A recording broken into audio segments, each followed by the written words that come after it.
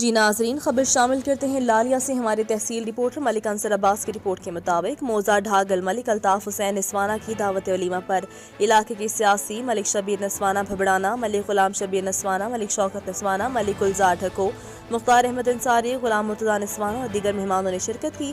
ملک الطاف نسوآنہ کو شادی کی مبارکباد بھی دی۔